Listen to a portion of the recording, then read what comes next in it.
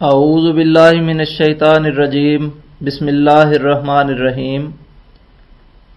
حضرت مسیح موعود علیہ الصلاۃ والسلام کی ایک کتاب جو روحانی خزائن کی جلد نمبر 20 کے آخر میں شامل ہے، جس کا عنوان احمدی اور غیر احمدی میں کیا فرق ہے رکھا گیا ہے، پڑھ کر احباب کی خدمت میں پیش کی جاتی ہے۔ ابتدا میں اس کتاب کا تعارف پیش کیا جاتا ہے۔ اعلیٰ حضرت حجت اللہ مسیح موعود علیہ الصلاۃ والسلام کی ایک تقریر ہے جو آپ نے 27 دسمبر سن 1905 کو بعد نماز ظہر و عصر مسجد اقصی میں فرمائی۔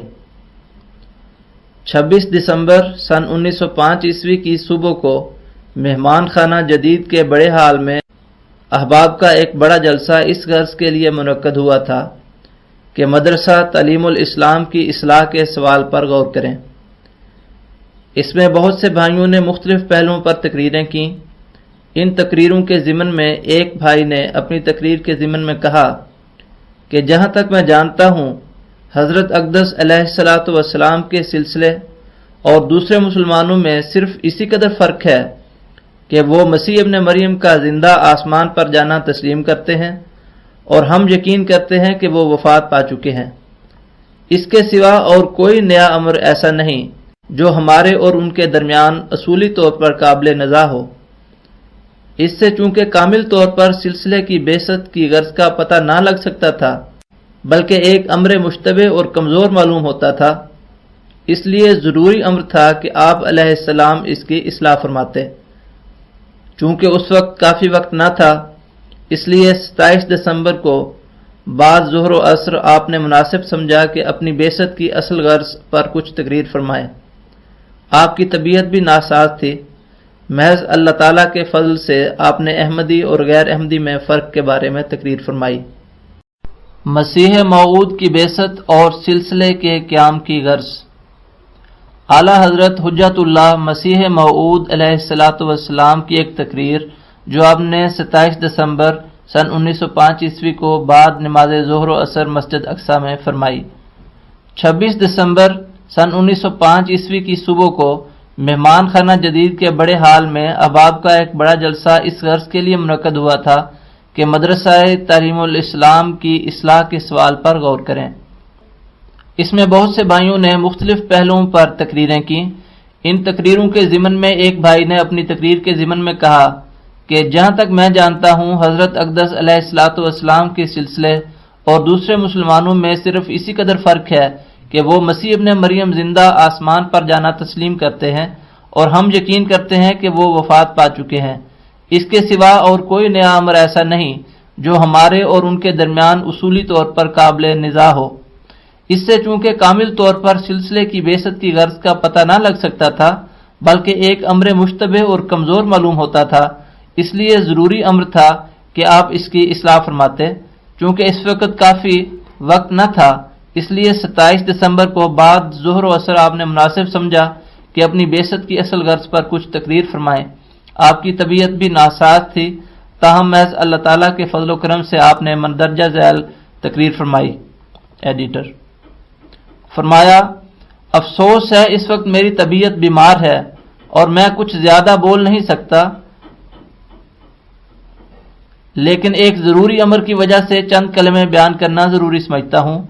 کل میں نے سنا تھا کہ کسی صاحب نے یہ بیان کیا تھا کہ گویا ہم میں اور ہمارے مخالف مسلمانوں کے درمیان فرق موت و حیات مسیح علیہ السلام کا ہے، ورنہ ایک ہی ہیں، اور عملی طور پر ہمارے مخالفوں کا قدم بھی حق پر ہے، یعنی نماز، روزہ اور دوسرے اعمال مسلمانوں کے ہیں اور وہ سب اعمال بجا لاتے ہیں۔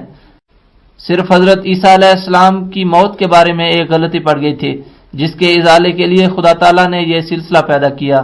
سو یاد رکھنا چاہیے کہ یہ بات صحیح نہیں۔ یہ تو سچ ہے کہ مسلمانوں میں یہ غلطی بہت بری طرح پیدا ہوئی ہے، لیکن اگر کوئی یہ خیال کرتا ہے کہ میرا دنیا میں آنا صرف اتنی ہی غلطی کے ازالے کے لیے ہے اور کوئی خرابی مسلمانوں میں ایسی نہ تھی جس کی اصلاح کی جاتی، بلکہ وہ صراط مستقیم پر ہیں، تو یہ خیال غلط ہے۔ میرے نزدیک وفات یا حیات مسیح ایسی بات نہیں کہ اس کے لیے اللہ تعالیٰ اتنا بڑا سلسلہ قائم کرتا اور ایک خاص شخص کو دنیا میں بھیجا جاتا، اور اللہ تعالیٰ ایسے طور پر اس کو ظاہر کرتا جس سے اس کی بہت بڑی عظمت پائی جاتی ہے، یعنی یہ کہ دنیا میں تاریکی پھیل گئی ہے اور زمین لانتی ہو گئی ہے۔ حضرت عیسیٰ علیہ السلام کی موت کی غلطی کچھ آج پیدا نہیں ہو گئی۔ محترم مرتب صاحب نیچے حاشیے میں لکھتے ہیں، یہ لفظ دراصل حیات ہے جو سہو کاتب سے موت لکھا گیا ہے۔ حضرت عیسیٰ علیہ السلام کی موت کی غلطی کچھ آج پیدا نہیں ہو گئی، بلکہ یہ غلطی تو حضرت صلی اللہ علیہ وسلم کی وفات کے تھوڑے ہی عرصے بعد پیدا ہو گئی تھی، اور خواص اولیاء اللہ، صلحاء اور اہل اللہ بھی آتے رہے اور لوگ اس غلطی میں گرفتار رہے۔ اگر اس غلطی ہی کا ازالہ مقصود ہوتا تو اللہ تعالیٰ اس وقت بھی کر دیتا، مگر نہیں ہوا، اور یہ غلطی چلی آئی اور ہمارا زمانہ آ گیا۔ اس وقت بھی اگر نری اتنی ہی بات ہوتی تو اللہ تعالیٰ اس کے لیے ایک سلسلہ پیدا نہ کرتا، کیونکہ وفات مسیح ایسی بات تو تھی ہی نہیں جو پہلے کسی نے تسلیم نہ کی ہو۔ پہلے سے بھی اکثر خواص جن پر اللہ تعالیٰ نے کھول دیا یہی مانتے چلے آئے، مگر بات کچھ اور ہے جو اللہ تعالیٰ نے اس سلسلے کو قائم کیا۔ یہ سچ ہے کہ مسیح کی وفات کی غلطی کو دور کرنا بھی اس سلسلے کی بہت بڑی غرض تھی۔ محترم مرتب صاحب نیچے حاشیے میں لکھتے ہیں، سہو کاتب ہے، مسیح کی حیات کی غلطی ہونا چاہیے۔ یہ سچ ہے کہ مسیح کی وفات کی غلطی کو دور کرنا بھی اس سلسلے کی بہت بڑی غرض تھی، لیکن صرف اتنی ہی بات کے لیے خدا تعالیٰ نے مجھ کو کھڑا نہیں کیا، بلکہ بہت سی باتیں ایسی پیدا ہو چکی تھیں کہ اگر ان کی اصلاح کے لیے اللہ تعالیٰ ایک سلسلہ قائم کر کے کسی کو معمور نہ کرتا تو دنیا تباہ ہو جاتی اور اسلام کا نام و نشان مٹ جاتا۔ اس لیے اسی مقصد کو دوسرے پیرائے میں ہم یوں کہہ سکتے ہیں کہ ہماری بعثت کی غرض کیا ہے۔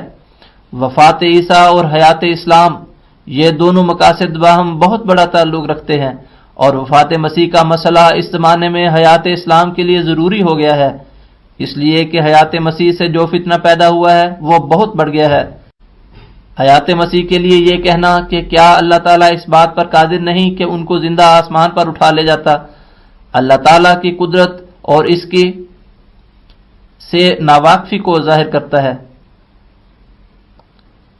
محترم مرتب صاحب نیچے لکھتے ہیں کہ اس جگہ کتابت کی غلطی سے کوئی لفظ رہ گیا ہے۔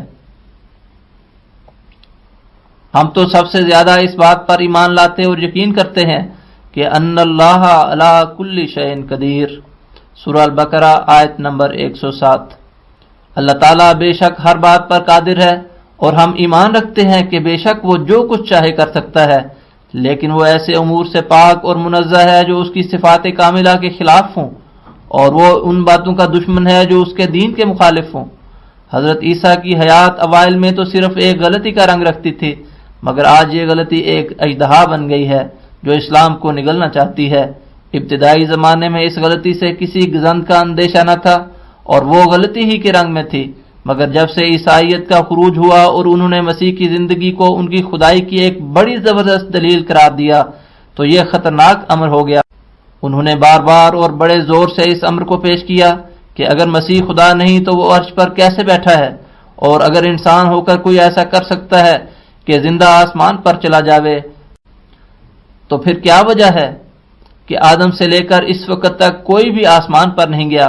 اس قسم کے دلائل پیش کر کے وہ حضرت عیسیٰ علیہ السلام کو خدا بنانا چاہتے ہیں، اور انہوں نے بنایا اور دنیا کے ایک حصے کو گمراہ کر دیا، اور بہت سے مسلمان جو 30 لاکھ سے زیادہ بتائے جاتے ہیں اس غلطی کو صحیح عقیدہ تسلیم کرنے کی وجہ سے اس فتنے کا شکار ہو گئے۔ اب اگر یہ بات صحیح ہوتی اور در حقیقت حضرت عیسیٰ علیہ السلام زندہ آسمان پر چلے جاتے جیسا کہ عیسائی کہتے ہیں، اور مسلمان اپنی غلطی اور ناواقفی سے ان کی تائید کرتے ہیں، تو پھر اسلام کے لیے تو ایک ماتم کا دن ہوتا، کیونکہ اسلام تو دنیا میں اس لیے آیا ہے تاکہ اللہ تعالیٰ کی ہستی پر دنیا کو ایک ایمان اور یقین پیدا ہو اور اس کی توحید پھیلے۔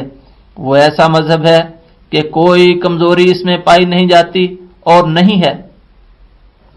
محترم ناشر صاحب لکھتے ہیں، نقل مطابق اصل،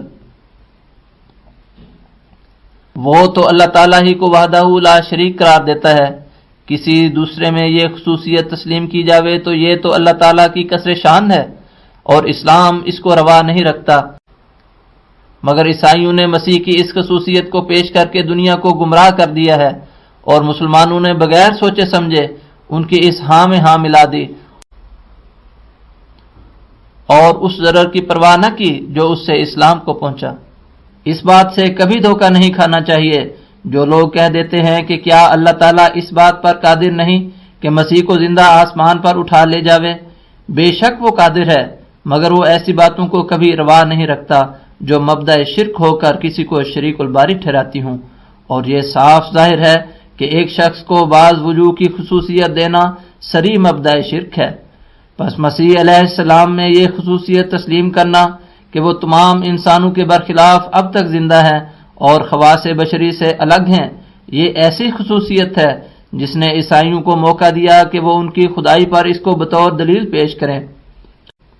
اگر کوئی عیسائی مسلمانوں پر یہ اعتراض کرے کہ تم ہی بتاؤ کہ ایسی خصوصیت اس وقت کسی اور شخص کو بھی ملی ہے، تو اس کا کوئی جواب ان کے پاس نہیں ہے، اس لیے کہ وہ یقین کرتے ہیں کہ سب انبیاء علیہم السلام مر گئے ہیں، مگر مسیح کی موت بقول ان مخالف مسلمانوں کے ثابت نہیں، کیونکہ توفی کے معنی تو آسمان پر زندہ اٹھائے جانے کے کرتے ہیں۔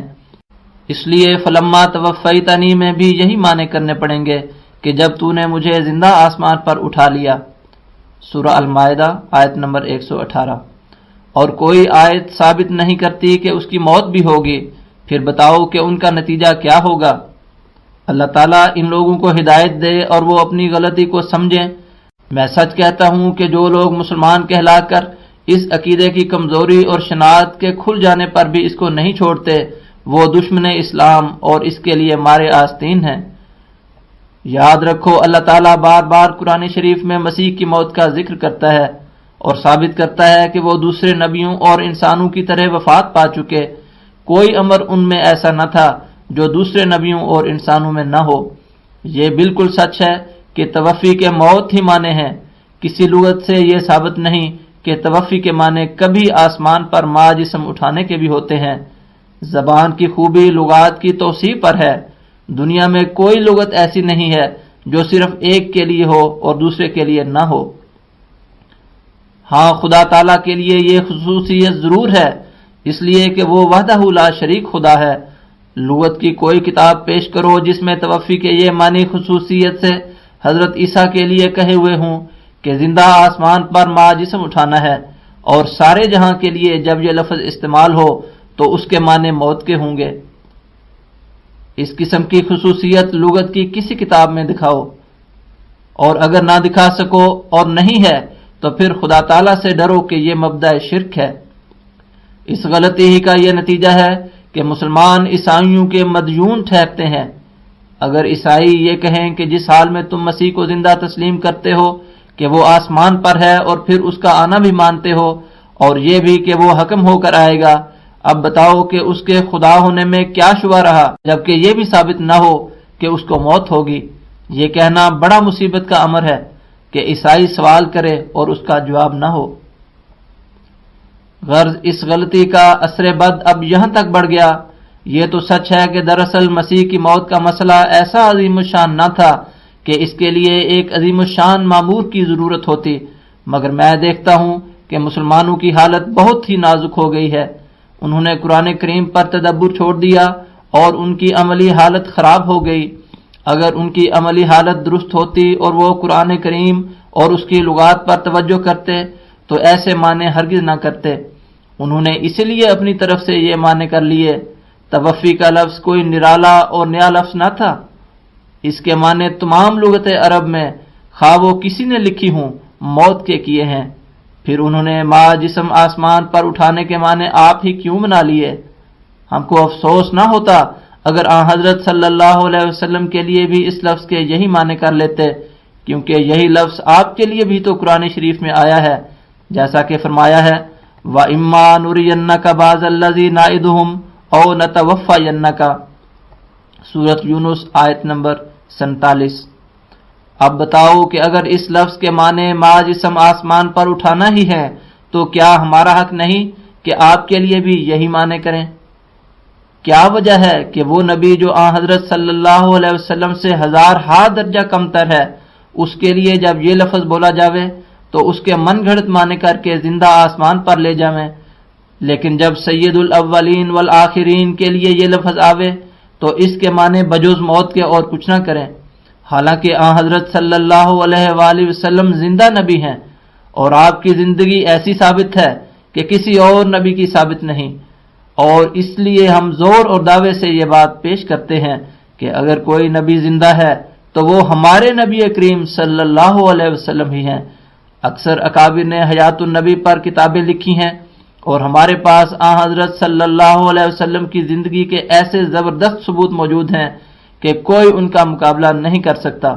من جملہ ان کے ایک یہ بات ہے کہ زندہ نبی وہی ہو سکتا ہے جس کے برکات اور فیوز ہمیشہ کے لیے جاری ہوں، اور یہ ہم دیکھتے ہیں کہ اللہ تعالیٰ نے آپ کے زمانے سے لے کر اس وقت تک کبھی بھی مسلمانوں کو ضائع نہیں کیا۔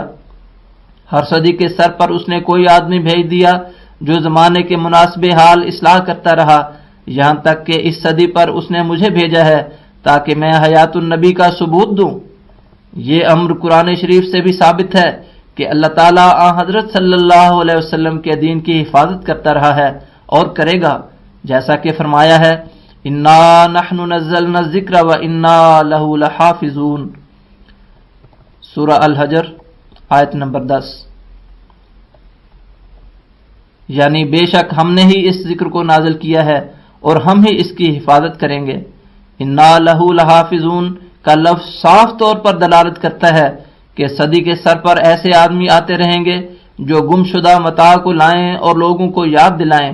یہ قاعدے کی بات ہے کہ جب پہلی صدی گزر جاتی ہے تو پہلی نسل بھی اٹھ جاتی ہے، اور اس نسل میں جو عالم، حافظ قرآن، اولیاء اللہ اور ابدال ہوتے ہیں وہ فوت ہو جاتے ہیں، اور اس طرح پر ضرورت ہوتی ہے کہ احیاء ملت کے لیے کوئی شخص پیدا ہو، کیونکہ اگر دوسری صدی میں نیا بندوبست اسلام کے تازہ رکھنے کے لیے نہ کرے تو یہ مذہب مر جاوے۔ اس لیے وہ ہر صدی کے سر پر ایک شخص کو معمور کرتا ہے جو اسلام کو مرنے سے بچا لیتا ہے اور اس کو نئی زندگی عطا کرتا ہے، اور دنیا کو ان غلطیوں، بدعات اور غفلتوں اور سستیوں سے بچا لیتا ہے جو ان میں پیدا ہوتی ہیں۔ یہ خصوصیت آن حضرت صلی اللہ علیہ وسلم ہی کو حاصل ہے، اور یہ آپ کی حیات کی ایسی زبردست دلیل ہے کہ کوئی اس کا مقابلہ نہیں کر سکتا۔ اس طرح پر آپ کے برکات و فیوز کا سلسلہ لا انتہا اور غیر منقطع ہے، اور ہر زمانے میں گویا امت آپ کا ہی فیض پاتی ہے اور آپ ہی سے تعلیم حاصل کرتی ہے اور اللہ تعالیٰ کی محب بنتی ہے، جیسا کہ فرمایا ہے ان کنتم تحبون اللہ فاتبعونی یحببکم اللہ، سورہ آل عمران آیت نمبر 32۔ پس خدا تعالیٰ کا پیار ظاہر ہے کہ اس امت کو کسی صدی میں خالی نہیں چھوڑتا، اور یہی ایک امر ہے جو آن حضرت صلی اللہ علیہ وسلم کی حیات پر روشن دلیل ہے۔ بالمقابل حضرت عیسیٰ کی حیات ثابت نہیں، ان کی زندگی ہی میں ایسا فتنہ برپا ہوا کہ کسی اور نبی کی زندگی میں وہ فتنہ نہیں ہوا، اور یہی وجہ ہے کہ اللہ تعالیٰ کو حضرت عیسیٰ علیہ السلام سے مطالبہ کرنا پڑا کہ اَأَنْتَ قُلْتَ لِلنَّاسِ اتَّخِذُونِي وَأُمِّيَ إِلَٰهَيْنِ، سورہ المائدہ آیت نمبر 117۔ یعنی کیا تو نے ہی کہا تھا کہ مجھے اور میری ماں کو خدا بنا لو؟ جو جماعت حضرت عیسیٰ علیہ السلام نے تیار کی وہ ایسی کمزور اور ناقابل اعتبار تھی کہ خود یہی عیسائی بھی اس کا اقرار کرتے ہیں۔ انجیل سے ثابت ہے کہ وہ 12 شاگرد جو ان کی خاص قوت قدسی اور تاثیر کا نمونہ تھے، ان میں سے ایک نے جس کا نام یہودا اسکریوتی تھا، اس نے 30 روپیہ پر اپنے آقا و مرشد کو بیچ دیا، اور دوسرے نے جو سب سے اول نمبر پر ہے اور شاگرد رشید کہلاتا تھا اور جس کے ہاتھ میں بہشت کی کنجیاں تھیں، یعنی پطرس، اس نے سامنے کھڑے ہو کر 3 مرتبہ لعنت کی، جب خود حضرت مسیح کی موجودگی میں ان کا اثر اور فیض اس قدر تھا، اور اب 1900 سال گزرنے کے بعد خود اندازہ کر لو کہ کیا باقی رہا ہوگا۔ اس کے بالمقابل آن حضرت صلی اللہ علیہ وسلم نے جو جماعت تیار کی تھی وہ ایسی صادق اور وفادار جماعت تھی کہ انہوں نے آپ کے لیے جانیں دے دی، وطن چھوڑ دیے، عزیزوں اور رشتہ داروں کو چھوڑ دیا، غرض آپ کے لیے کسی چیز کی پرواہ نہ کی۔ یہ کیسی زبردست تاثیر تھی، اس تاثیر کا بھی مخالفوں نے اقرار کیا ہے، اور پھر آپ کی تاثیرات کا سلسلہ بند نہیں ہوا بلکہ اب تک وہ چلی جاتی ہیں۔ قرآن شریف کی تعلیم میں وہی اثر، وہی برکات اب بھی موجود ہیں۔ اور پھر تاثیر کا ایک اور بھی نمونہ قابل ذکر ہے کہ انجیل کا کہیں پتہ ہی نہیں لگتا۔ خود عیسائیوں کو اس امر میں مشکلات ہے کہ اصل انجیل کون سی ہے اور وہ کس زبان میں تھی اور کہاں ہے، مگر قرآن شریف کی برابر حفاظت ہوتی چلی آئی ہے، ایک لفظ اور نقطے تک اس کا ادھر ادھر نہیں ہو سکتا۔ اس قدر حفاظت ہوئی ہے کہ ہزاروں لاکھوں حافظ قرآن شریف کے ہر ملک اور ہر قوم میں موجود ہیں، جن میں باہم اتفاق ہے، ہمیشہ یاد کرتے اور سناتے ہیں۔ اب بتاؤ کہ کیا یہ آپ کے برکات اور زندہ برکات نہیں ہیں، اور کیا ان سے آپ کی حیات ثابت نہیں ہوتی؟ غرض کیا قرآن شریف کی حفاظت کی روح سے، اور کیا تجدید دین کے لیے ہر صدی پر مجدد کے آنے کی حدیث سے، اور کیا آپ کی برکات اور تاثیرات سے جو اب تک جاری ہیں آپ کی حیات ثابت ہوتی ہے؟ اب غور طلب امر یہ ہے کہ حضرت عیسیٰ کی حیات کے عقیدے نے دنیا کو کیا فائدہ پہنچایا ہے؟ کیا اخلاقی اور عملی طور پر اصلاح ہوئی ہے یا فساد پیدا ہوا ہے؟ اس امر پر جس قدر غور کریں گے اسی قدر اس کی خرابیاں ظاہر ہوتی چلی جائیں گی۔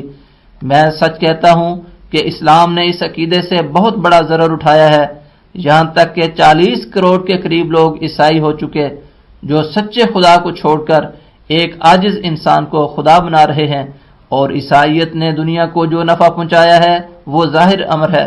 خود عیسائیوں نے اس امر کو قبول کیا ہے کہ عیسائیت کے ذریعے بہت سی بد اخلاقیاں دنیا میں پھیلی ہیں، کیونکہ جب انسان کو تعلیم ملے کہ اس کے گناہ کسی دوسرے کے ذمے ہو چکے تو وہ گناہ کرنے پر دلیر ہو جاتا ہے، اور گناہ نوع انسان کے لیے ایک خطرناک زہر ہے جو عیسائیت نے پھیلائی ہے۔ اس صورت میں اس عقیدے کا ضرر اور بھی بڑھا جاتا ہے۔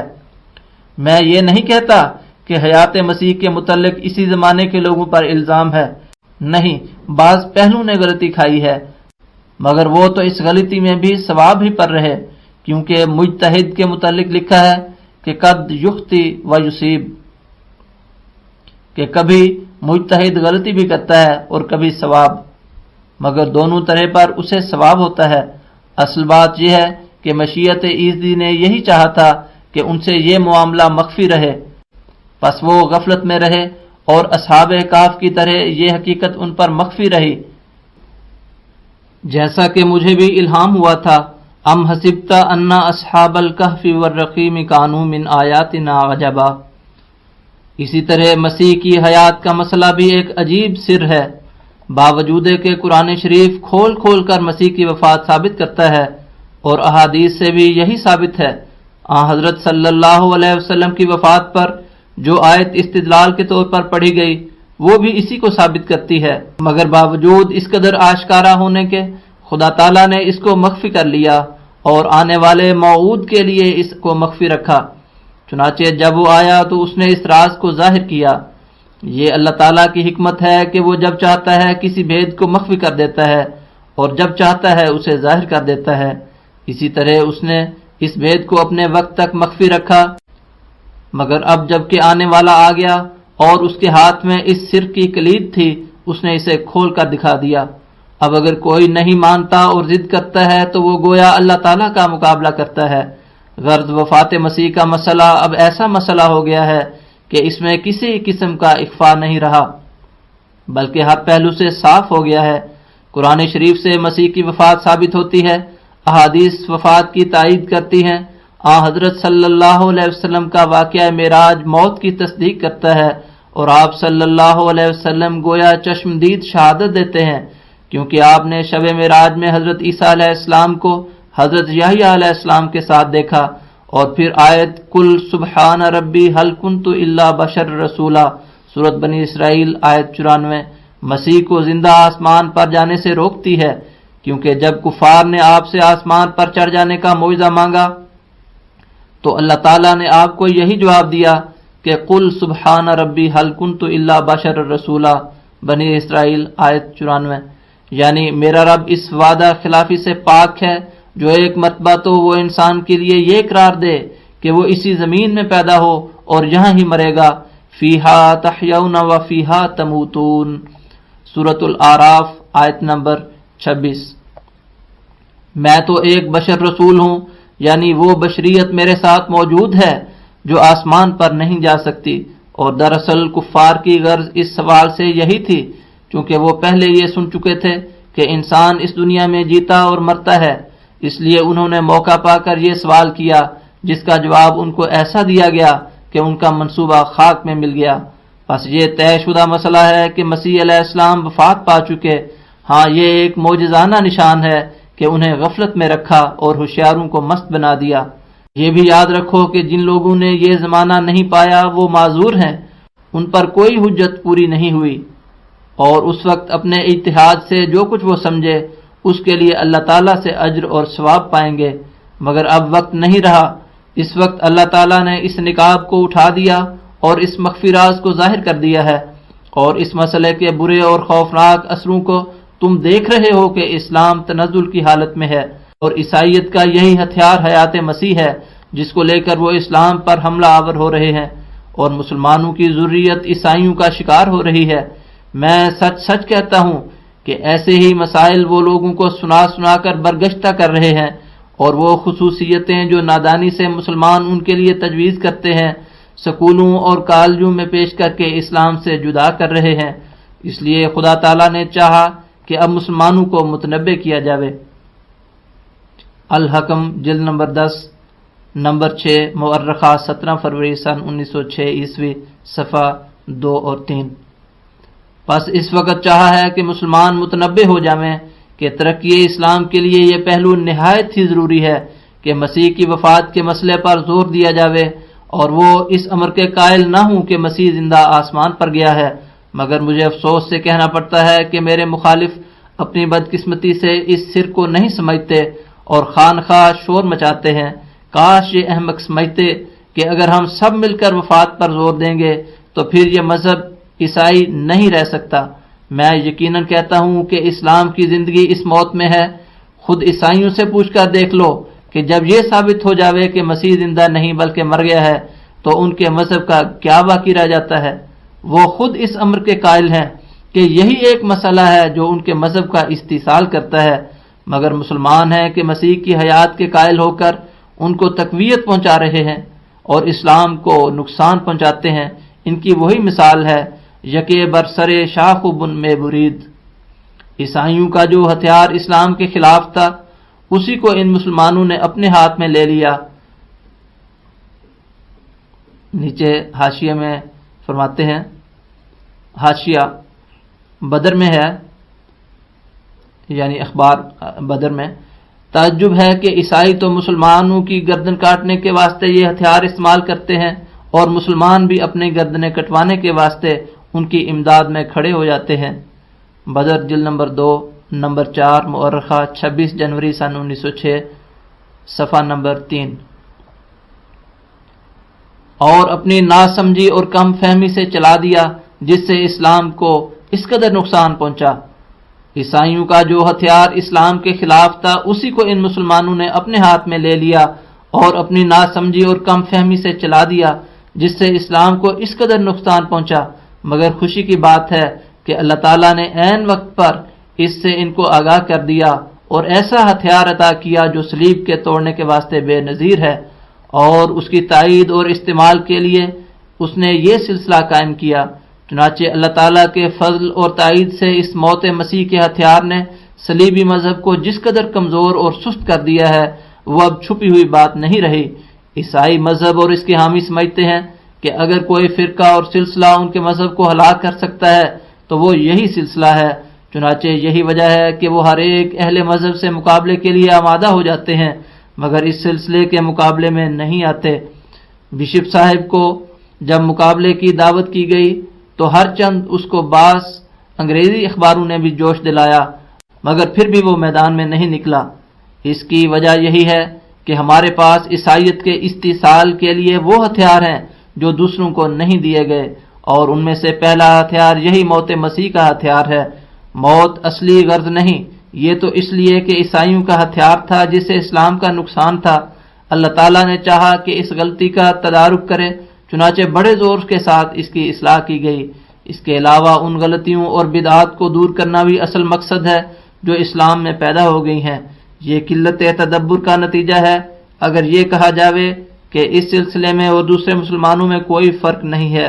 اگر موجودہ مسلمانوں کے معتقدات میں کوئی فرق نہیں آیا اور دونوں ایک ہی ہیں تو پھر کیا خدا تعالیٰ نے اس سلسلے کو ابس قائم کیا؟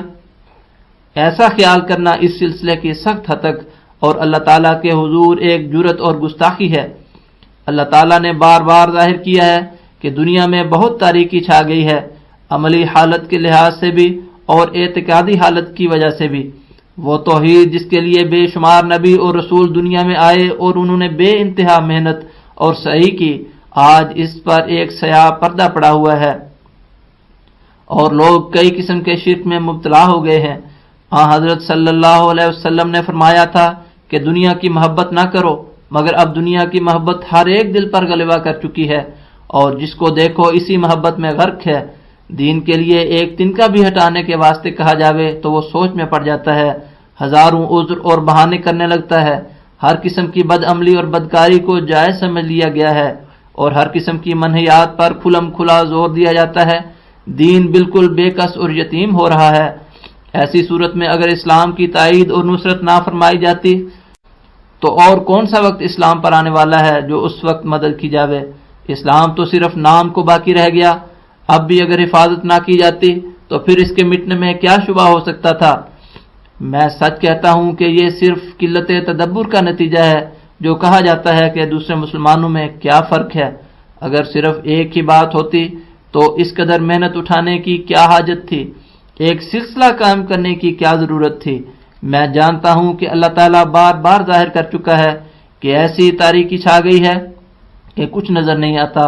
وہ توحید جس کا ہمیں فخر تھا اور اسلام جس پر ناز کرتا تھا وہ صرف زبانوں پر رہ گئی ہے، ورنہ عملی اور اعتقادی طور پر بہت ہی کم ہوں گے جو توحید کے قائل ہوں۔ حضرت صلی اللہ علیہ وسلم نے فرمایا تھا دنیا کی محبت نہ کرنا، مگر اب ہر ایک دل اسی میں غرق ہے اور دین ایک بے کس اور یتیم کی طرح رہ گیا ہے۔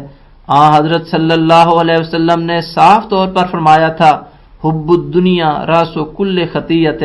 یہ کیسا پاک اور سچا کلمہ ہے، مگر آج دیکھ لو ہر ایک اس غلطی میں مبتلا ہے۔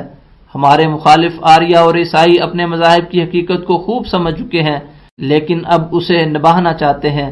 عیسائی اچھی طرح جانتے ہیں کہ ان کے مذہب کے اصول و فروع اچھے نہیں، ایک انسان کو خدا بنانا ٹھیک نہیں۔ اس زمانے میں فلسفہ، طبعی اور سائنس کے علوم ترقی کر گئے ہیں اور لوگ خوب سمجھ گئے ہیں کہ مسیح بجز ایک ناتواں اور ضعیف انسان ہونے کے سوا کوئی اقتداری قوت اپنے اندر نہ رکھتا تھا، اور یہ ناممکن ہے کہ ان علوم کو پڑھ کر خود اپنی ذات کا تجربہ رکھ کر اور مسیح کی کمزوریوں اور ناتوانیوں کو دیکھ کر یہ اعتقاد رکھیں کہ وہ خدا تھا۔ ہرگز نہیں۔ شرک عورت سے شروع ہوا ہے اور عورت سے اس کی بنیاد پڑی ہے، یعنی حوا سے، جس نے خدا تعالیٰ کا حکم چھوڑ کر شیطان کا حکم مانا، اور اس شرک عظیم یعنی عیسائی مذہب کی حامی بھی عورتیں ہی ہیں۔ در حقیقت عیسائی مذہب ایسا مذہب ہے کہ انسانی فطرت دور سے اس کو دھکے دیتی ہے اور وہ کبھی اسے قبول ہی نہیں کر سکتی۔ اگر درمیان دنیا نہ ہوتی تو عیسائیوں کا گروہ کثیر آج مسلمان ہو جاتا۔ بعض لوگ عیسائیوں میں مخفی مسلمان رہے ہیں اور انہوں نے اپنے اسلام کو چھپایا ہے، لیکن مرنے کے وقت اپنی وصیت کی اور اسلام ظاہر کیا ہے۔ ایسے لوگوں میں بڑے بڑے عہدیدار تھے، انہوں نے حب دنیا کی وجہ سے زندگی میں اسلام کو چھپایا لیکن آخر انہیں ظاہر کرنا پڑا۔ میں دیکھتا ہوں کہ ان کے دلوں میں اسلام نے راہ بنا لیا ہے اور اب وہ ترقی کر رہا ہے۔ حب دنیا نے لوگوں کو محجوب کر رکھا ہے۔ غرض مسلمانوں میں اندرونی تفریقہ کا موجب بھی یہی حب دنیا ہی ہوئی ہے، کیونکہ اگر محض اللہ تعالیٰ کی رضا مقدم ہوتی تو آسانی سے سمجھ میں آ سکتا تھا کہ فلاں فرقے کے اصول زیادہ صاف ہیں اور وہ انہیں قبول کر کے ایک ہو جاتے۔ اب جب کہ حب دنیا کی وجہ سے یہ خرابی پیدا ہو رہی ہے تو ایسے لوگوں کو کیسے مسلمان کہا جا سکتا ہے جبکہ ان کا قدم حضرت صلی اللہ علیہ وسلم کے قدم پر نہیں۔ اللہ تعالیٰ نے تو فرمایا تھا قل ان کنتم تحبون اللہ فاتبعونی یحببکم اللہ، سورہ آل عمران آیت نمبر 32۔ یعنی کہو اگر تم اللہ تعالیٰ سے محبت کرتے ہو تو میری اتباع کرو، اللہ تعالیٰ تم کو دوست رکھے گا۔ اب اس حب اللہ کی بجائے اور اتباع رسول اللہ صلی اللہ علیہ وسلم کی بجائے حب الدنیا کو مقدم کیا گیا ہے، کیا یہی آن حضرت صلی اللہ علیہ وسلم کی اتباع ہے؟ کیا آن حضرت صلی اللہ علیہ وسلم دنیا دار تھے؟ کیا وہ سود لیا کرتے تھے یا فرائض اور احکام الہی کی بجا آوری میں غفلت کیا کرتے تھے؟ کیا آپ میں معاذ اللہ نفاق تھا، مداہنہ تھا، دنیا کو دین پر مقدم کرتے تھے؟ غور کرو، اتباع تو یہ ہے کہ آپ صلی اللہ علیہ وسلم کے نقش قدم پر چلو اور پھر دیکھو کہ خدا تعالیٰ کیسے کیسے فضل کرتا ہے۔ صحابہ نے وہ چلن اختیار کیا تھا، پھر دیکھ لو کہ اللہ تعالیٰ نے انہیں کہاں سے کہاں پہنچایا۔ انہوں نے دنیا پر لات مار دی تھی اور بالکل حب دنیا سے الگ ہو گئے تھے، اپنی خواہشوں پر ایک موت وارد کر لی تھی۔ اب تم اپنی حالت کا ان سے مقابلہ کر کے دیکھ لو، کیا انہی کے قدموں پر ہو؟ افسوس اس وقت لوگ نہیں سمجھتے کہ خدا تعالیٰ ان سے کیا چاہتا ہے۔ رأس کل خطیۃ نے بہت سے بچے دے دیے ہیں۔ کوئی شخص عدالت میں جاتا ہے تو 2 آنے لے کر جھوٹی گواہی دے دینے میں ذرا شرم و حیا نہیں کرتا۔ کیا وہ کلا قسم کھا کر کہہ سکتے ہیں کہ سارے کے سارے گواہ سچے پیش کرتے ہیں؟ آج دنیا کی حالت بہت نازک ہو گئی ہے، جس پہلو اور رنگ سے دیکھو جھوٹے گواہ بنائے جاتے ہیں۔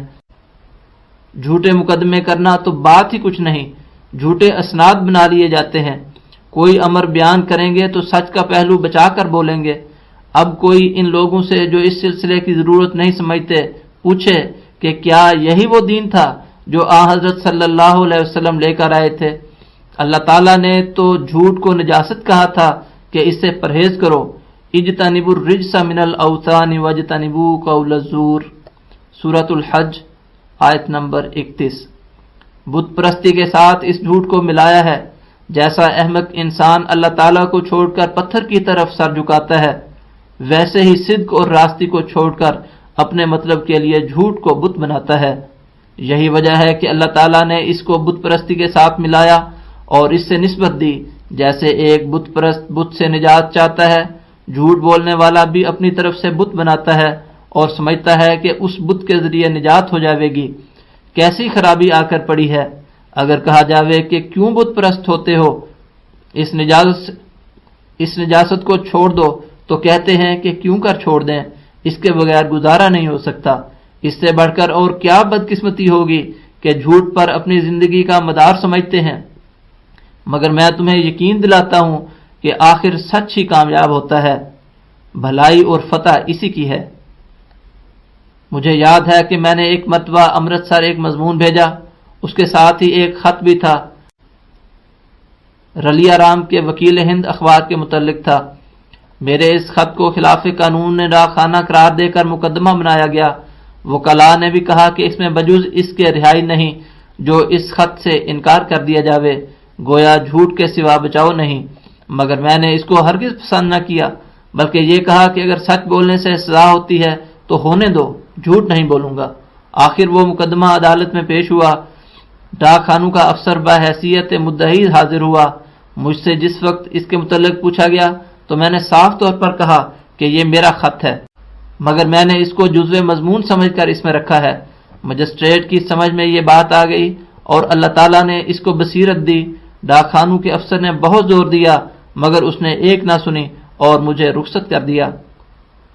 حاشیہ: بدر میں یہ واقعہ زیادہ تفصیل کے ساتھ یوں درج ہے: تخمیناً 27 یا 28 سال کا عرصہ گزرا ہوگا یا شاید اس سے کچھ زیادہ ہوا کہ اس عاجز نے اسلام کی تائید میں آریوں کے مقابل پر ایک عیسائی کے مطبع میں، جس کا نام رلیہ رام تھا اور وکیل بھی تھا اور امرتسر میں رہتا تھا اور اس کا ایک اخبار بھی نکلتا تھا، ایک مضمون بغرض تباہ ہونے کے ایک پیکٹ کی صورت میں جس کی دونوں طرفیں کھلی تھیں بھیجا، اور اس پیکٹ میں ایک خط بھی رکھ دیا۔ چونکہ خط میں ایسے الفاظ تھے جن میں اسلام کی تائید اور دوسرے مذاہب کے بطلان کی طرف اشارہ تھا اور مضمون کے چھاپ دینے کے لیے تاکید بھی تھی، اس لیے وہ عیسائی مخالفت مذہب کی وجہ سے افروختہ ہوا اور اتفاقاً اس کو دشمنانہ حملے کے لیے یہ موقع ملا کہ کسی علیحدہ خط کا پیکٹ میں رکھنا قانوناً ایک جرم تھا جس کی اس عاجز کو کچھ بھی اطلاع نہ تھی، اور ایسے جرم کی سزا میں قوانین ڈاک کی روح سے 500 روپیہ جرمانہ یا 6 ماہ تک قید ہے۔ سو اس نے مخبر بن کر افسران ڈاک سے اس عاجز پر مقدمہ دائر کرا دیا۔ اور قبل اس کے جو مجھے اس مقدمے کی کچھ اطلاع ہو، رویا میں اللہ تعالیٰ نے میرے پر ظاہر کیا کہ رلیا رام وکیل نے ایک سانپ میرے کاٹنے کے لیے مجھ کو بھیجا ہے اور میں نے اسے مچھلی کی طرح تل کر واپس بھیج دیا ہے۔ میں جانتا ہوں کہ یہ اس بات کی طرف اشارہ تھا کہ آخر وہ مقدمہ جس طرح سے عدالت میں فیصلہ پایا وہ ایک ایسی نظیر ہے جو وکیلوں کے کام آ سکتی ہے۔ غرض میں اس جرم میں صدر ضلع گرداسپور میں طلب کیا گیا اور جن جن وکلاء سے مقدمے کے لیے مشورہ لیا گیا انہوں نے یہی مشورہ دیا کہ بجز دروغ گوئی کے اور کوئی راہ نہیں، اور یہ صلاح دی کہ اس طرح اظہار دے دو کہ ہم نے پیکٹ میں خط نہیں ڈالا، رلیا رام نے خود ڈال دیا ہوگا، اور نیز بطور تسلی دہی کے کہا کہ ایسا بیان کرنے سے شہادت پر فیصلہ ہو جائے گا اور 2-4 جھوٹے گواہ دے کر بریت ہو جائے گی، ورنہ صورت مقدمہ سخت مشکل ہے اور کوئی طریقے رہائی نہیں۔ مگر میں نے ان سب کو جواب دیا کہ میں کسی حالت میں راستی کو چھوڑنا نہیں چاہتا، جو ہوگا سو ہوگا۔ تب اسی دن یا دوسرے دن مجھے ایک انگریز کی عدالت میں پیش کیا گیا اور میرے مقابل پر ڈاک خانہ جات کا افسر بحیثیت سرکاری مدعی ہونے کے حاضر ہوا۔ اس وقت حاکم عدالت نے اپنے ہاتھ سے میرا اظہار لکھا اور سب سے پہلے مجھ سے یہی سوال کیا کہ کیا یہ خط تم نے اپنے پیکٹ میں رکھ دیا تھا اور یہ خط اور یہ پیکٹ تمہارا ہے؟ تب میں نے بلا توقف جواب دیا کہ یہ میرا ہی خط اور میرا ہی پیکٹ ہے، اور میں نے اس خط کو پیکٹ کے اندر رکھ کر روانہ کیا تھا۔ اگر میں نے گورنمنٹ کی نقصان رسانی محصول کے لیے بدنیتی سے یہ کام نہیں کیا، بلکہ میں نے اس خط کو اس مضمون سے کچھ علیحدہ نہیں سمجھا اور نہ اس میں کوئی نج کی بات تھی۔ اس بات کو سنتے ہی خدا تعالیٰ نے اس انگریز کے دل کو میری طرف پھیر دیا اور میرے مقابل پر افسر ڈاک خانہ جات نے بہت شور مچایا اور لمبی لمبی تقریریں انگریزی میں کی جن کو میں نہیں سمجھتا تھا، مگر اس قدر میں سمجھتا تھا کہ ہر ایک تقریر کے بعد زبان انگریزی میں وہ حاکم نو کر کے اس کی سب باتوں کو رد کر دیتا تھا۔ انجام کا جب وہ افسر مدعی اپنی تمام وجوہ پیش کر چکا اور اپنے تمام بخارات نکال چکا تو حاکم نے فیصلہ لکھنے کی طرف توجہ کی اور شاید 1 یا 1.5 سطر لکھ کر مجھ کو کہا کہ اچھا آپ کے لیے رخصت۔ یہ سن کر میں عدالت کے کمرے سے باہر ہوا اور اپنے محسن حقیقی کا شکر بجا لایا جس نے ایک افسر انگریز کے مقابل پر مجھ کو ہی فتح بخشی، اور میں خوب جانتا ہوں کہ اس وقت صدق کی برکت سے خدا تعالیٰ نے اس بلا سے مجھ کو نجات دی۔ میں نے اس سے پہلے یہ خواب بھی دیکھی تھی کہ ایک شخص نے میری ٹوپی اتارنے کے لیے ہاتھ مارا۔ میں نے کہا کیا کرنے لگا ہے؟ تب اس نے ٹوپی کو میرے سر پر ہی رہنے دیا کہ خیر ہے۔ بدر جلد نمبر 2 نمبر 5 صفحہ 3 مورخہ 2 فروری سن 1906 عیسوی۔ دوبارہ عبارت کو شروع کرتا ہوں۔ میں کیوں کر کہوں کہ جھوٹ کے بغیر گزارا نہیں، ایسی باتیں نری بےہودگیاں ہیں، سچ تو یہ ہے کہ سچ کے بغیر گزارا نہیں۔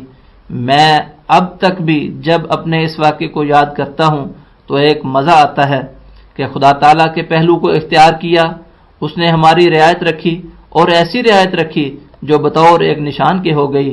من یتوکل علی اللہ فہو حسبہ، سورہ الطلاق آیت نمبر 4۔ یقیناً یاد رکھو جھوٹ جیسی کوئی منحوس چیز نہیں۔ عام طور پر دنیا دار کہتے ہیں کہ سچ بولنے والے گرفتار ہو جاتے ہیں، مگر میں کیوں اس کو باور کروں؟ مجھ پر 7 مقدمے ہوئے ہیں اور خدا تعالیٰ کے فضل سے کسی ایک میں ایک لفظ بھی مجھے جھوٹ لکھنے کی ضرورت نہیں پڑی۔ کوئی بتائے کہ کسی ایک وعدے میں بھی خدا تعالیٰ نے مجھے شکست دی ہو۔ اللہ تعالیٰ تو آپ سچائی کا حامی اور مددگار ہے۔ اللہ تعالیٰ تو آپ سچائی کا حامی اور مددگار ہے۔ یہ ہو سکتا ہے کہ وہ راست باز کو سزا دے۔ اگر ایسا ہو تو دنیا میں پھر کوئی شخص سچ بولنے کی جرت نہ کرے اور خدا تعالیٰ پر سے ہی اعتقاد اٹھ جاوے، راست باز تو زندہ ہی مر جاویں۔ اصل بات یہ ہے کہ سچ بولنے سے جو سزا پاتے ہیں وہ سچ کی وجہ سے نہیں ہوتی، وہ سزا ان کی بعض اور مخفی در مخفی بدکاریوں کی ہوتی ہے اور کسی اور جھوٹ کی سزا ہوتی ہے۔ خدا تعالیٰ کے پاس تو ان کی بدیوں اور شرارتوں کا ایک سلسلہ ہوتا ہے، ان کی بہت سی خطائیں ہوتی ہیں اور کسی نہ کسی میں وہ سزا پا لیتے ہیں۔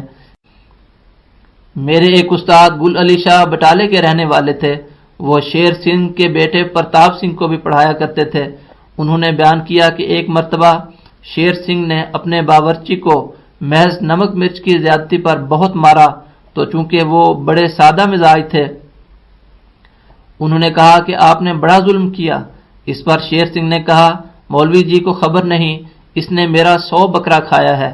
اسی طرح پر انسان کی بدکاریوں کا ایک ذخیرہ ہوتا ہے اور وہ کسی ایک موقع پر پکڑا جا کر سزا پاتا ہے۔ اس کی تشریح میں نیچے لکھا ہے، بدر میں ہے، انسان گناہ کسی اور موقع پر کرتا ہے اور پکڑا کسی اور موقع پر جاتا ہے۔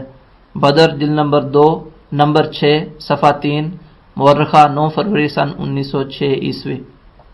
جو شخص سچائی اختیار کرے گا کبھی نہیں ہو سکتا کہ ذلیل ہو، اس لیے کہ وہ خدا تعالیٰ کی حفاظت میں ہوتا ہے، اور خدا تعالیٰ کی حفاظت جیسا اور کوئی محفوظ قلعہ اور حصار نہیں۔ لیکن ادھوری بات فائدہ نہیں پہنچا سکتی۔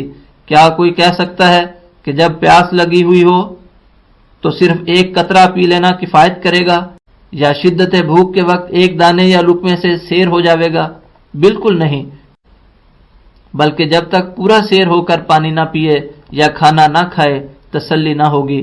اسی طرح پر جب تک اعمال میں کمال نہ ہو وہ ثمرات و نتائج پیدا نہیں ہوتے جو ہونے چاہیے۔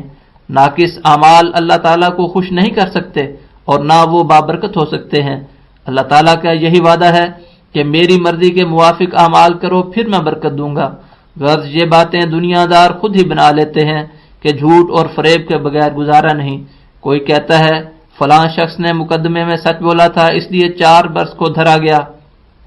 میں پھر کہوں گا کہ یہ سب خیالی باتیں ہیں جو عدم معرفت سے پیدا ہوتی ہیں۔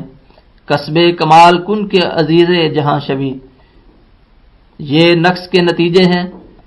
کمال ایسے ثمرات پیدا نہیں کرتا۔ ایک شخص اگر اپنی موٹی سی کھدر کی چادر میں کوئی توپا بھر لے تو اس سے وہ درزی نہیں بن جاوے گا، اور یہ لازم نہیں آئے گا کہ اعلیٰ درجے کے ریشمی کپڑے بھی وہ سی لے گا۔ اگر اس کو ایسے کپڑے دیے جاویں تو نتیجہ یہی ہوگا کہ وہ انہیں برباد کر دے گا۔ پس ایسی نیکی جس میں گند ملا ہوا ہو کسی کام کی نہیں، خدا تعالیٰ کے حضور اس کی کچھ قدر نہیں، لیکن یہ لوگ اس پر ناز کرتے ہیں اور اس کے ذریعے نجات چاہتے ہیں۔ اگر اخلاص ہو تو اللہ تعالیٰ تو ایک ذرہ بھی کسی نیکی کو ضائع نہیں کرتا۔ اس نے تو خود فرمایا ہے من یعمل مثقال ذرۃ خیرا یرہ، سورہ الزلزال آیت نمبر 8۔ اس لیے اگر ذرہ بھر بھی نیکی ہو تو اللہ تعالیٰ سے اس کا اجر پائے گا۔ پھر کیا وجہ ہے کہ اس قدر نیکی کر کے پھل نہیں ملتا؟ اس کی وجہ یہی ہے کہ اس میں اخلاص نہیں آیا ہے۔ اعمال کے لیے اخلاص شرط ہے، جیسا کہ فرمایا مخلصین لہ الدین، سورہ البینہ آیت نمبر 6۔ یہ اخلاص ان لوگوں میں ہوتا ہے جو ابدال ہیں۔ الحکم جلد 10 نمبر مؤرخہ 17 مئی سن 1906 عیسوی صفحہ 4 اور 5۔ یہ لوگ ابدال ہو جاتے ہیں اور وہ اس دنیا کے نہیں رہتے۔ ان کے ہر کام میں ایک خلوص اور اہلیت ہوتی ہے، لیکن دنیا داروں کا تو یہ حال ہے کہ وہ خیرات بھی کرتے ہیں تو اس کے لیے تعریف اور تحسین چاہتے ہیں۔ اگر کسی نیک کام میں کوئی چندہ دیتا ہے تو غرض یہ ہے کہ اخبارات میں اس کی تعریف ہو، لوگ تعریف کریں۔ اس نیکی کو خدا تعالیٰ سے کیا تعلق؟ بہت لوگ شادیاں کرتے ہیں، اس وقت سارے گاؤں میں روٹی دیتے ہیں، مگر خدا کے لیے نہیں، صرف نمائش اور تعریف کے لیے۔ اگر ریا نہ ہوتی اور محض شفقت علی خلق اللہ کے لحاظ سے یہ فعل ہوتا اور خالص خدا کے لیے تو ولی ہو جاتے، لیکن چونکہ ان کاموں کو خدا تعالیٰ سے کوئی تعلق اور غرض نہیں ہوتا، اس لیے کوئی نیک اور بابرکت اثر ان میں پیدا نہیں ہوتا۔ یہ خوب یاد رکھو کہ جو شخص خدا تعالیٰ کے لیے ہو جاوے خدا تعالیٰ اس کا ہو جاتا ہے، اور خدا کسی کے دھوکے میں نہیں آتا۔ اگر کوئی یہ چاہے کہ ریاکاری اور فریب سے خدا کو ٹھگ لوں گا تو یہ حماقت اور نادانی ہے، وہ خود ہی دھوکہ کھا رہا ہے۔ دنیا کے زیب، دنیا کی محبت ساری خطا کاریوں کی جڑ ہے۔ اس میں اندھا ہو کر انسان انسانیت سے نکل جاتا ہے اور نہیں سمجھتا کہ میں کیا کر رہا ہوں۔ جس حالت میں عقل مند انسان کسی کے دھوکہ میں نہیں آ سکتا تو اللہ تعالیٰ کیوں کر کسی کے دھوکہ میں آ سکتا ہے؟ مگر ایسے افعال بد کی جڑ دنیا کی محبت ہے، اور سب سے بڑا گناہ جس نے اس وقت مسلمانوں کو تباہ حال کر رکھا ہے اور جس میں وہ مبتلا ہیں وہ یہی دنیا کی محبت ہے۔ سوتے جاگتے، اٹھتے بیٹھتے، چلتے پھرتے، ہر وقت لوگ اسی غم و غم میں پھنسے ہوئے ہیں، اور اس وقت کا لحاظ اور خیال بھی نہیں کہ جب قبر میں رکھے جائیں گے۔ ایسے لوگ اگر اللہ تعالیٰ سے ڈرتے اور دین کے لیے ذرا بھی ہم و غم رکھتے تو بہت کچھ فائدہ اٹھا لیتے۔ سعدی کہتا ہے، گر وزیر از خدا ترسیدے۔ ملازم لوگ تھوڑی سی نوکری کے لیے اپنے کام میں کیسے چست و چالاک ہوتے ہیں، لیکن جب نماز کا وقت آتا ہے تو ذرا ٹھنڈا پانی دیکھ کر ہی رہ جاتے ہیں۔ ایسی باتیں کیوں پیدا ہوتی ہیں؟ اس لیے کہ اللہ تعالیٰ کی عظمت دل میں نہیں ہوتی۔ اگر خدا تعالیٰ کی کچھ بھی عظمت ہو اور مرنے کا خیال اور یقین ہو تو ساری سستی اور غفلت جاتی رہے۔ اس لیے خدا تعالیٰ کی عظمت کو دل میں رکھنا چاہیے اور اس سے ہمیشہ ڈرنا چاہیے۔ اس کی گرفت خطرناک ہوتی ہے۔ وہ چشم پوشی کرتا ہے اور درگزر فرماتا ہے، لیکن جب کسی کو پکڑتا ہے تو پھر بہت سخت پکڑتا ہے، یہاں تک کہ لا یخاف عقباہا، سورۃ الشمس آیت 16۔ پھر وہ اس امر کی بھی پرواہ نہیں کرتا کہ اس کے پچھلوں کا کیا حال ہوگا۔ برخلاف اس کے جو لوگ اللہ تعالیٰ سے ڈرتے اور اس کی عظمت کو دل میں جگہ دیتے ہیں، خدا تعالیٰ ان کو عزت دیتا اور خود ان کے لیے ایک سپر ہو جاتا ہے۔ حدیث میں آیا ہے، من کان للہ کان اللہ لہ، یعنی جو شخص اللہ تعالیٰ کے لیے ہو جاوے اللہ تعالیٰ اس کا ہو جاتا ہے۔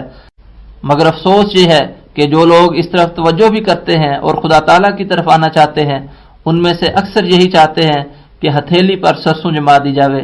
وہ نہیں جانتے کہ دین کے کاموں میں کس قدر صبر اور حوصلے کی حاجت ہے، اور تعجب تو یہ ہے کہ وہ دنیا جس کے لیے وہ رات دن مرتے اور ٹکرے مارتے ہیں، اس کے کاموں کے لیے تو برسوں انتظار کرتے ہیں۔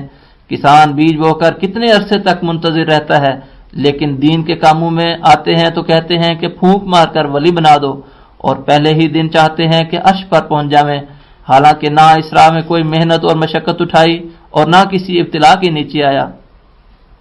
خوب یاد رکھو کہ اللہ تعالیٰ کا یہ قانون اور آئین نہیں ہے، یہاں ہر ترقی تدریجی ہوتی ہے، اور خدا تعالیٰ نری اتنی باتوں سے خوش نہیں ہو سکتا کہ ہم کہہ دیں کہ ہم مسلمان ہیں یا مومن ہیں۔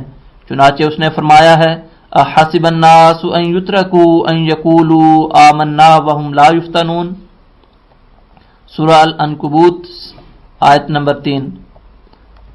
یعنی کیا یہ لوگ گمان کر بیٹھے ہیں کہ اللہ تعالیٰ اتنا ہی کہنے پر راضی ہو جاوے اور یہ لوگ چھوڑ دیے جاویں کہ وہ کہہ دیں ہم ایمان لائے اور ان کی کوئی آزمائش نہ ہو؟ یہ امر سنت اللہ کے خلاف ہے کہ پھونک مار کر ولی اللہ بنا دیا جاوے۔ اگر یہی سنت ہوتی تو پھر آن حضرت صلی اللہ علیہ وسلم ایسا ہی کرتے اور اپنے جان نثار صحابہ کو پھونک مار کر ہی ولی بنا دیتے، ان کو امتحان میں ڈلوا کر ان کے سر نہ کٹواتے، اور خدا تعالیٰ ان کی نسبت یہ نہ فرماتا منہم من قضا نحبہ ومنہم من ينتظر وما بدلوا تبدیلا، الاحزاب آیت 24۔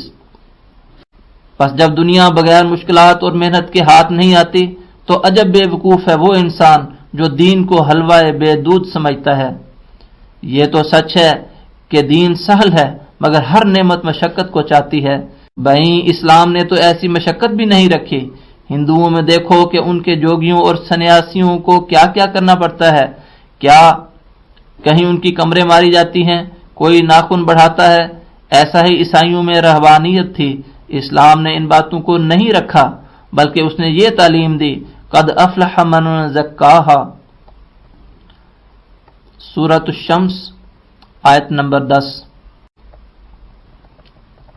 یعنی نجات پا گیا وہ شخص جس نے تزکیہ نفس کیا، یعنی جس نے ہر ایک قسم کی بدعت، فسق و فجور، نفسانی جذبات سے خدا تعالیٰ کے لیے الگ کر لیا، اور ہر قسم کی نفسانی لذات کو چھوڑ کر خدا کی راہ میں تکالیف کو مقدم کر لیا۔ ایسا شخص فی الحقیقت نجات یافتہ ہے جو خدا تعالیٰ کو مقدم کرتا ہے اور دنیا اور اس کے تکلفات کو چھوڑتا ہے۔ حاشیہ میں فرماتے ہیں، حاشیہ بدر سے، جس نے دین کو مقدم کیا وہ خدا کے ساتھ مل گیا۔ نفس کو خاک کے ساتھ ملا دینا چاہیے، خدا تعالیٰ کو ہر بات میں مقدم کرنا چاہیے، یہی دین کا خلاصہ ہے۔ جتنے برے طریق ہیں ان سب کو ترک کر دینا چاہیے، تب خدا ملتا ہے۔ بدر جلد 2 نمبر 6 صفحہ 3، مورخہ 9 فروری سن 1906 عیسوی۔ اور پھر فرمایا قد خواب من دساہا، سورۃ الشمس آیت نمبر 11، مٹی کے برابر ہو گیا وہ شخص جس نے نفس کو آلودہ کر لیا، یعنی جو زمین کی طرف جھک گیا۔ گویا یہ ایک ہی فکرہ قرآن کریم کی ساری تعلیمات کا خلاصہ ہے، جس سے معلوم ہوتا ہے کہ انسان کس طرح خدا تعالیٰ تک پہنچتا ہے۔ یہ بالکل سچی اور پکی بات ہے کہ جب تک انسان قوا بشریہ کے برے طریق کو نہیں چھوڑتا اس وقت تک خدا نہیں ملتا۔ دنیا کی گندگیوں سے نکلنا چاہتے ہو اور خدا تعالیٰ کو ملنا چاہتے ہو تو ان لذات کو ترک کرو، ورنہ ہم خدا خواہی و ہم دنیا دوں، این خیال استو محال استو جنوں۔ انسان کی فطرت میں دراصل بدی نہ تھی اور نہ کوئی چیز بری ہے، لیکن بد استعمالی بری بنا دیتی ہے۔ مثلا ریا ہی کو لو، یہ بھی دراصل بری نہیں، کیونکہ اگر کوئی کام محض خدا تعالیٰ کے لیے کرتا ہے اور اس لیے کرتا ہے کہ اس نیکی کی تحریک دوسروں کو بھی ہو تو یہ ریا بھی نیکی ہے۔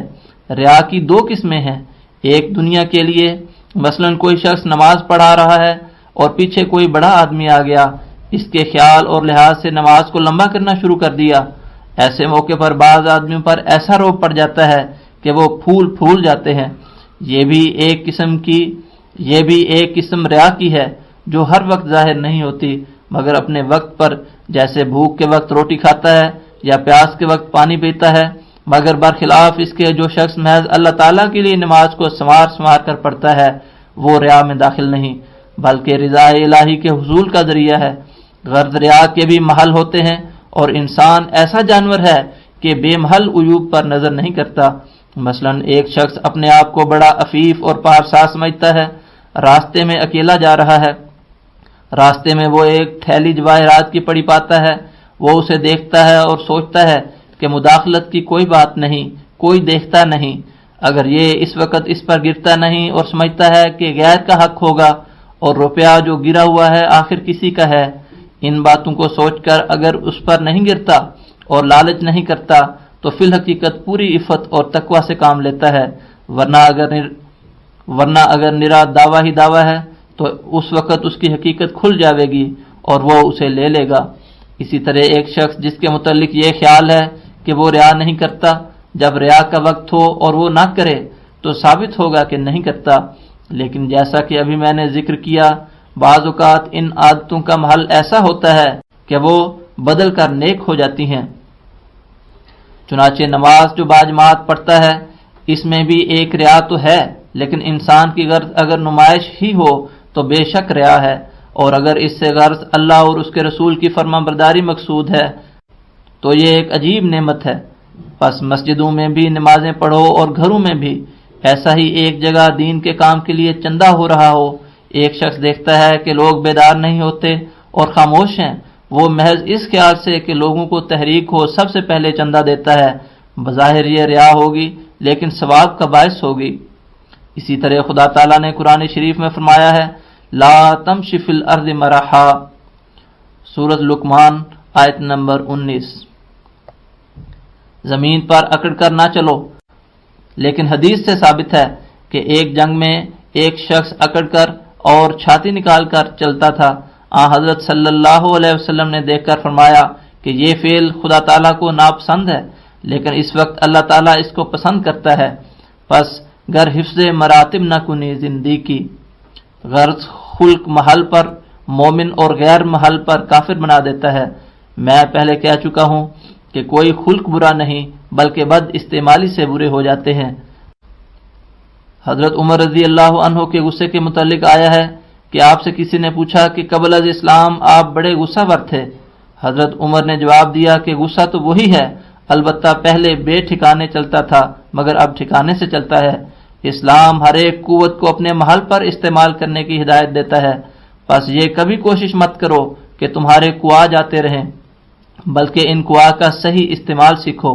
یہ سب جھوٹے اور خیالی عقائد ہیں جو کہتے ہیں کہ ہماری تعلیم یہ ہے کہ ایک گال پر تمانچہ کھا کر دوسری پھیر دو۔ ممکن ہے یہ تعلیم اس وقت قانون مختص المکان یا مختص الزمان کی طرح ہو، ہمیشہ کے لیے یہ قانون نہ کبھی ہو سکتا ہے اور نہ یہ چل سکتا ہے، اس لیے کہ انسان ایک ایسے درخت کی طرح ہے جس کی شاخیں چاروں طرف پھیلی ہوئی ہیں، اگر اس کی ایک ہی شاخ کی پرواہ کی جاوے تو باقی شاخیں تباہ اور برباد ہو جائیں گی۔ عیسائی مذہب کی اس تعلیم میں جو نقص ہے وہ بخوبی ظاہر ہے۔ اس سے انسان کے تمام قوا کی نشو و نما کیوں کر ہو سکتی ہے؟ اگر صرف درگزر ہی ایک عمدہ چیز ہوتی تو پھر انتقامی قوت اس کی قوتوں میں کیوں رکھی گئی ہے، اور کیوں پھر اس درگزر کی تعلیم پر عمل نہیں کیا جاتا؟ مگر برخلاف اس کے کامل تعلیم وہ ہے جو اسلام نے پیش کی اور جو آن حضرت صلی اللہ علیہ وسلم کے ذریعے ہم کو ملی ہے، اور وہ یہ ہے جزاء سیئۃ سیئۃ مثلھا فمن عفا واصلح فاجرہ علی اللہ۔ سورہ الشورى آیت نمبر 41۔ یعنی بدی کی جزا اسی قدر بدی ہے جو کی گئی ہو، لیکن جو شخص گناہ کو بخش دے اور ایسے موقع پر بخش دے کہ اس سے کوئی اصلاح ہوتی ہو، کوئی شر پیدا نہ ہوتا ہو، تو اس کا اجر اللہ تعالیٰ پر ہے۔ اس سے صاف طور پر ظاہر ہوتا ہے کہ قرآن کریم کا ہرگز یہ منشا نہیں کہ خواہ نخواہ ضرور ہر مقام پر شر کا مقابلہ نہ کیا جاوے اور انتقام نہ لیا جاوے، بلکہ منشاء الہی یہ ہے کہ محل اور موقع کو دیکھنا چاہیے کہ آیا وہ موقع گناہ کے بخش دینے اور معاف کر دینے کا ہے یا سزا دینے کا۔ اگر اس وقت سزا دینا ہی مصلحت ہو تو اس قدر سزا دی جاوے جو سزاوار ہے، اور اگر عفو کا محل ہے تو سزا کا خیال چھوڑ دو۔ یہ خوبی ہے اس تعلیم میں کیونکہ وہ ہر پہلو کا لحاظ رکھتی ہے۔ اگر انجیل پر عمل کر کے ہر شریر اور بدماش کو چھوڑ دیا جاوے تو دنیا میں اندھیر مچ جاوے۔ بس تم ہمیشہ یہی خیال رکھو کہ تمام قوا کو مردہ مت تصور کرو، تمہاری کوشش یہ ہو کہ محل پر استعمال کرو۔ میں یقیناً کہتا ہوں کہ یہ تعلیم ایسی ہے جس نے انسانی قوا کے نقشے کو کھینچ کر دکھا دیا ہے، مگر افسوس ہے ان لوگوں پر جو عیسائیوں کی میٹھی میٹھی باتیں سن کر فریفتہ ہو جاتے ہیں اور اسلام جیسی نعمت کو ہاتھ سے چھوڑ بیٹھتے ہیں۔ صادق ہر حالت میں دوسروں کے واسطے شیریں ظاہر نہیں ہوتا، جس طرح کہ ماں ہر وقت بچے کو کھانے کے واسطے شیرینی نہیں دے سکتی بلکہ وقت ضرورت کڑوی دوائی بھی دیتی ہے، ایسا ہی ایک صادق مسلح کا حال ہے۔ یہی تعلیم ہر پہلو پر مبارک تعلیم ہے۔ خدا ایسا ہے کہ سچا خدا ہے۔ ہمارے خدا پر عیسائی بھی ایمان لاتے ہیں، جو صفات ہم خدا تعالیٰ کی مانتے ہیں وہ سب کو ماننی پڑتی ہیں۔ پادری فنڈر ایک جگہ اپنی کتاب میں لکھتا ہے کہ اگر کوئی ایسا جزیرہ ہو جہاں عیسائیت کا آواز نہیں پہنچا تو قیامت کے دن ان لوگوں سے کیا سوال ہوگا؟ تب خود ہی جواب دیتا ہے کہ ان سے یہ سوال نہ ہوگا کہ تم یسوع پر اور اس کے کفارے پر ایمان لائے تھے یا نہ لائے تھے، بلکہ ان سے یہی سوال ہوگا کہ کیا تم اس خدا کو مانتے ہو جو اسلام کی صفات کا خدا واحد لا شریک ہے؟ اسلام کا خدا وہ خدا ہے کہ ہر ایک جنگل میں رہنے والا فطرتاً مجبور ہے کہ اس پر ایمان لائے۔ ہر ایک شخص کا کانشنس اور نور قلب گواہی دیتا ہے کہ وہ اسلامی خدا پر ایمان لائے۔ اس حقیقت اسلام کو اور اصل تعلیم کو جس کی تفصیل کی گئی آج کل کے مسلمان بھول گئے ہیں، اور اسی بات کو پھر قائم کر دینا ہمارا کام ہے، اور یہی ایک عظیم الشان مقصد ہے جس کو لے کر ہم آئے ہیں۔ ان امور کے علاوہ جو اوپر بیان کیے گئے اور بھی علمی اعتقادی غلطیاں مسلمانوں کے درمیان پھیل رہی ہیں جن کا دور کرنا ہمارا کام ہے۔ مثلا ان لوگوں کا عقیدہ ہے کہ عیسیٰ اور اس کی ماں مس شیطان سے پاک ہیں اور باقی سب نعوذ باللہ پاک نہیں ہیں۔ یہ ایک صریح غلطی ہے بلکہ کفر ہے، اور اس میں آن حضرت صلی اللہ علیہ وسلم کی سخت اہانت ہے۔ ان لوگوں میں ذرہ بھی غیرت نہیں جو اس قسم کے مسائل گھڑ لیتے ہیں اور اسلام کو بے عزت کرنے کی کوشش کرتے ہیں۔ یہ لوگ اسلام سے بہت دور ہیں۔ اصل میں یہ مسئلہ اس طرح سے ہے کہ قرآن شریف سے ثابت ہوتا ہے کہ پیدائش دو قسم کی ہوتی ہے، ایک مس روح القدس سے اور ایک مس شیطان سے۔ تمام نیک اور راست باز لوگوں کی اولاد مس روح القدس سے ہوتی ہے، اور جو اولاد بدی کا نتیجہ ہوتی ہے وہ مس شیطان سے ہوتی ہے۔ تمام انبیاء مس روح القدس سے پیدا ہوئے تھے، مگر چونکہ حضرت عیسیٰ کے متعلق یہودیوں نے یہ اعتراض کیا تھا کہ وہ نعوذ باللہ ولد الزنا ہیں، اور مریم کا ایک اور سپاہی پنڈارا نام کے ساتھ تعلق ناجائز کا ذریعہ ہے اور مس شیطان کا نتیجہ ہے، اس واسطے اللہ تعالیٰ نے اس کے ذمے سے یہ الزام دور کرنے کے واسطے ان کے متعلق یہ شہادت دی تھی کہ ان کی پیدائش بھی مس روح القدس سے تھی۔